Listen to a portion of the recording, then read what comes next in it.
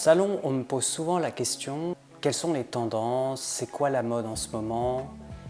Et j'avoue que la différence entre les deux mots, tendance et mode, c'est pas si simple en fait, parce que c'est pas tout à fait la même signification. Et du coup, en fonction des réponses que je donne à mes clientes, je me suis dit ce serait pas mal d'éclaircir tout ça et de faire une vidéo là-dessus pour bien différencier les deux mots. Alors pour faire ma distinction entre les deux termes, je vais utiliser la définition du Larousse.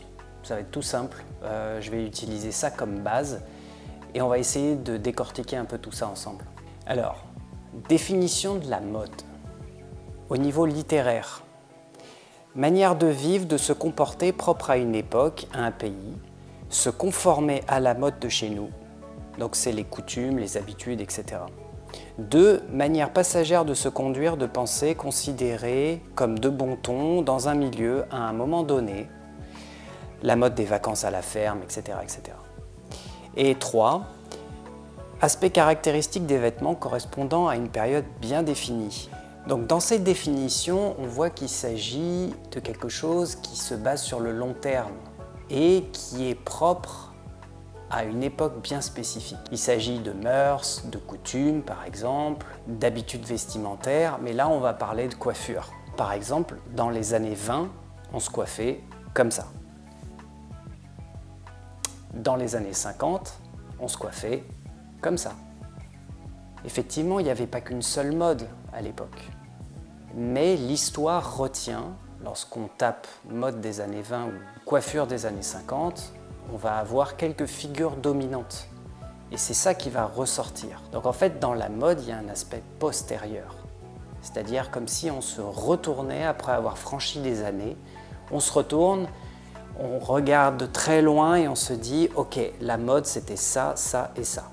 Donc en gros, pour définir ce qu'est la mode, il faut retourner dans le passé une fois qu'on a dépassé cette époque d'au moins quelques années. Exemple, aujourd'hui, en 2023, on sait vraiment ce que c'était que la mode dans les années 70, 80, 90, voire même 2000, voire même 2010. Mais plus on avance, plus on se rapproche de notre époque actuelle, plus c'est difficile de déterminer quelle était réellement la mode dominante. C'est comme s'il fallait attendre quelques années pour pouvoir y voir plus clair.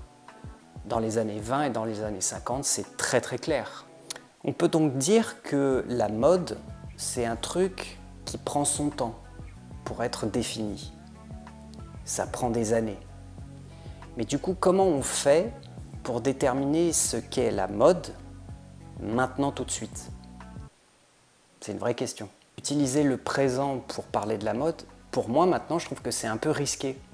Parce qu'il y a beaucoup de styles qui se battent les uns avec les autres pour exister. Beaucoup de styles. Alors, je parle de coiffure, mais même au niveau vestimentaire.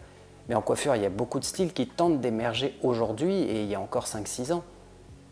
Et est-ce que l'un de ces styles émergera comme étant la mode de notre époque en 2023 quand on se retournera en 2033 ou en 2043? On se dira, en 2023, la mode c'était ça.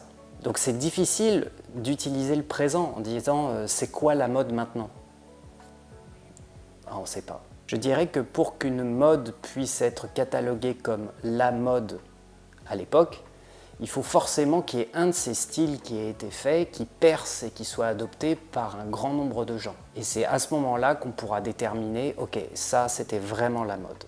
Pour étayer un peu ça, j'ai forcément trouvé une citation par rapport à la mode de Jean Cocteau qui nous dit « La mode meurt jeune, c'est ce qui fait sa légèreté si grave ». Jean Cocteau, il était poète, peintre, dessinateur, dramaturge et cinéaste français. Il a été élu à l'Académie française en 1955. Il compte parmi les artistes qui ont marqué la première moitié du XXe siècle. Il a côtoyé la plupart de ceux qui ont animé la vie artistique de son époque en France. Donc c'est quelqu'un qui avait une vision assez globale, à la fois au niveau de la mode, mais aussi au niveau de l'art. C'est très intéressant d'avoir sa vision. Et lui, du coup, nous dit à travers sa citation, on voit bien qu'il y a la notion de temps que j'évoquais tout à l'heure. Lui dit qu'en fait, la mode meurt jeune. C'est intéressant. Moi, je peux entendre du coup, à travers sa phrase, que effectivement, la mode meurt très jeune, dans le sens où les courants, les habitudes, les styles de coiffure disparaissent et sont remplacés peut-être tous les 10 ans, tous les 15 ans, voire même plus rapidement, par d'autres styles qui vont être eux-mêmes dominants dans la société. Moi, je peux interpréter ça dans un autre sens, qui est que lorsque des modes sont extrêmement fortes et dominantes, eh bien, elles influenceront les modes futurs de toute façon. Je vous donne un exemple. Le fameux carré Louise Brooks qui est arrivé dans les années 20, il est toujours d'actualité aujourd'hui. On fait toujours des petits carrés ici comme ça. Et ensuite, après, on les fait un peu plus bas, mais ça reste quand même l'essence du petit carré Louise Brooks, surtout s'il est très graphique. Je veux dire, j'en ai encore fait un il y a à peine 48 heures. Et ça marchait super bien, c'est très moderne. Autre exemple, la frange qui est arrivée dans les années 20 aussi. La frange qui est arrivée dans les années 20 était très très courte, puis ensuite elle s'est un peu rallongée, jusqu'à ce qu'aujourd'hui, on fait toujours des franges, mais en ce moment, on les fait en forme de rideau. Donc tout ça est un peu à mettre en perspective avec les coiffures qui elles-mêmes ont disparu. Les modes fortes qui ont disparu. Exemple qui me saute à l'esprit, c'est les fameuses perruques bouclées que Louis XVI portait. Bon, effectivement, là, on est très clair qu'il n'y a personne qui porte des perruques bouclées comme ça, gris argenté, ça, c'est fini. Mais pour prendre un exemple plus récent, on a la permanente. La permanente qui était, il y a encore, je ne sais pas, 30-35 ans, était quelque chose d'extrêmement répandu en Europe. Aujourd'hui, ça a totalement disparu. Aujourd'hui, sur 100 femmes, il n'y a peut-être même pas une personne qui fait de la permanente de façon régulière. Et on n'arrête pas de nous dire qu'elle va sûrement revenir, mais au final, ça fait 20 ans qu'on nous dit ça. Depuis que j'ai commencé la coiffure, on nous dit la permanente va revenir, la permanente n'est toujours pas revenue. Donc c'est à mettre en perspective. On a effectivement des modes qui étaient très fortes qui disparaissent, et puis on a des modes qui ont disparu soi-disant, mais qui continuent à influencer les modes d'après. Or, il faut bien dépasser cette époque pour pouvoir se retourner et se dire « ça, c'était la mode à l'époque ». Et du coup, je récupère cet élément de mode et je le réintroduis aujourd'hui dans ce qu'on appelle des tendances. Et on va voir ce qu'est la définition de la tendance. Alors, définition pareille du dictionnaire. La tendance, c'est ce qui porte à être, à agir et à se comporter d'une certaine façon. Des tendances refoulées, des tendances altruistes, orientation commune à une catégorie de personnes. Donc, quelle est la tendance de cette catégorie de personnes? Vers quoi elle tend?